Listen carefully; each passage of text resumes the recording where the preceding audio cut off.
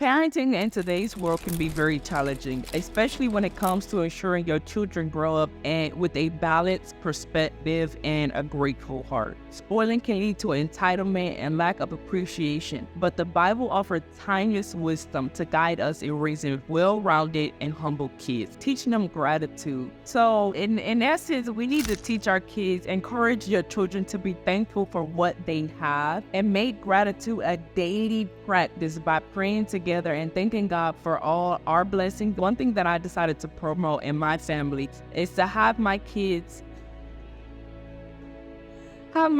keep a gratitude journal where they can write down things that they are thankful for each day and things that God has done for them daily. Promote hard work and responsibility. Whatever you do, work at it with all your heart as working for the Lord, not for human masters. Colossians 3:23. Assigning age-appropriate chores and responsibilities to our kids, teaching them the value of hard work and satisfaction that comes from completing those tasks. This helped them understand that rewards come from effort and perseverance. So I decided to give my kids a green light card. And with their green light card, I made a daily huge list of tasks that they have to do, ranging from making up their beds to my son, he has to set the table. My daughter has to clear the table. They have to put the dishes next to the sink, because for my kids, I don't have to actually do the dishes because we're not there yet, but they have to put the dishes in a specific place. They have to pick up 3 times throughout the day just to maintain their little play area. They have to brush their teeth, like things like that. They have their to-do list, their daily to-do list, and their daily chore list. And as they're marking all those things off, it adds to their weekly pay, and at the end of the week, they get $10.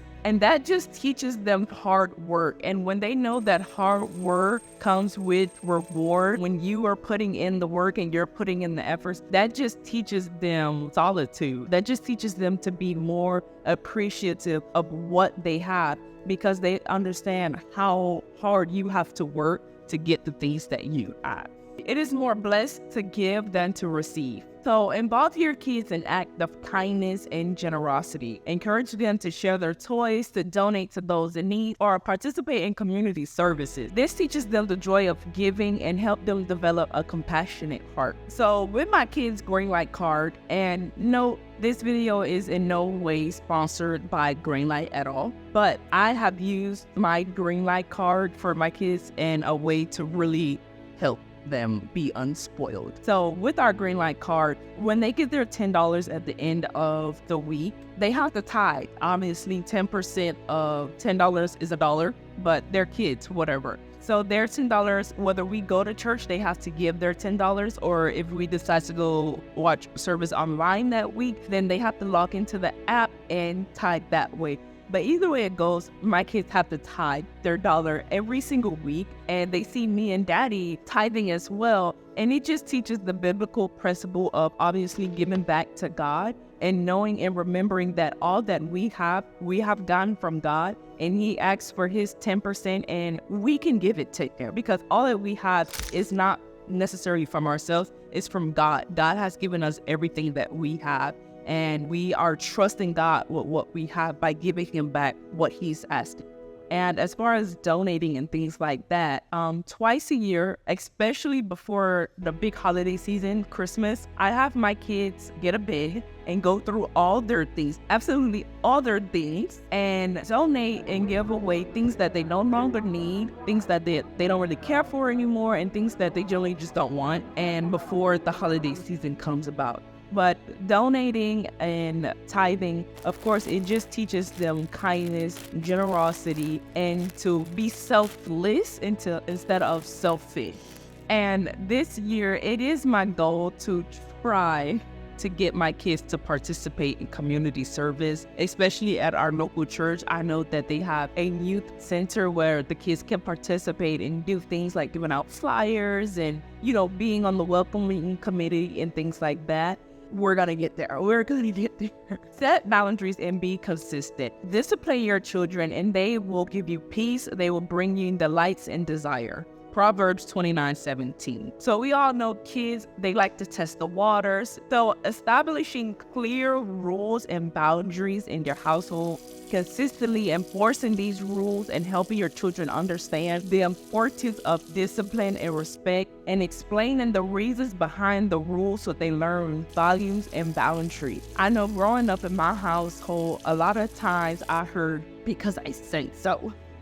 And that don't really teach you anything. It does not teach you common sense. It does not necessarily teach you respect. It teaches you to just do what you're told. And in this world, we don't necessarily need to learn to do what we're told. We need to understand why we need to do certain things. So setting boundaries, setting rules, and then explaining why you have these boundaries and why you have these rules will just help your kid overall have a better mindset and an understanding of why things are the way they are, why they have to behave the way they need to behave. Emphasize humility and servanthood.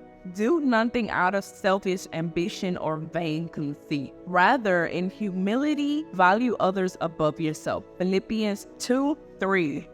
Teach your children the importance of humility and serving others. Encourage them to put others first and recognize the value in every person. Model servanthood by serving others as a family in your church or in your community. For my kids, so I have 4 kids, 9, 7, 1, and 2. And often I have my older 2 serve the little 2 in the ways of, obviously, of their age group. So I would have my older 2 fix cups of water for the babies, fix bottles of waters for the baby, or go and help the baby if the babies want something that they can't reach. And obviously the baby would come ask me for it. I'll go, hey, go and help your sister do this, and that. So that just teaches them to be selfless and to teach them how to be dependent upon.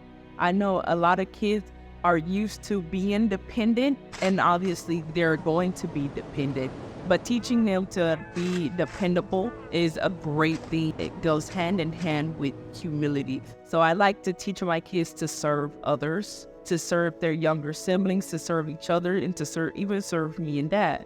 And I also like to teach them, recognize the value in every person. There's all type of people in the world, and I just want my kids to see people for who they are, to see the value in every single human being there is, even if they're poor, even if they have special needs and all things of that nature. So teaching them to see people, all people, as children of God, not as, oh, he's rich, oh, he's famous, oh, he's cool, oh, it's like, no.